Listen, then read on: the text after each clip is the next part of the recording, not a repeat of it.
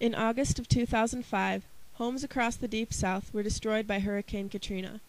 When Americans learned of this tragedy, our hearts went out to the victims. Thousands of volunteers took time out of their lives to help give some relief and hope to residents of New Orleans and surrounding areas. Millions of dollars were donated to help rebuild destroyed homes. In times of disaster, such as on September 11, 2001, and after Hurricane Katrina, Americans display the true meaning of the phrase, "United we stand." This is what makes me truly proud to be American. Yet 3 years after the horrific events of 2005, people are still displaced from their homes. The Ninth Ward in New Orleans looks virtually the same as it did in the few weeks following Katrina.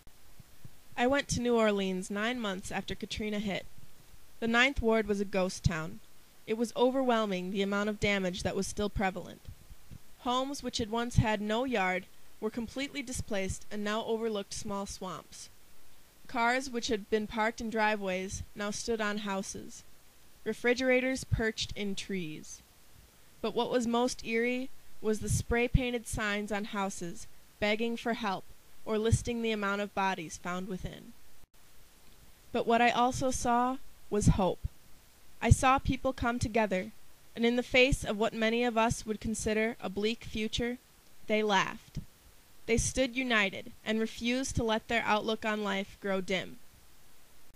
In a land of such plenty and such high population, there is no excuse why New Orleans should look as if it met Katrina last week.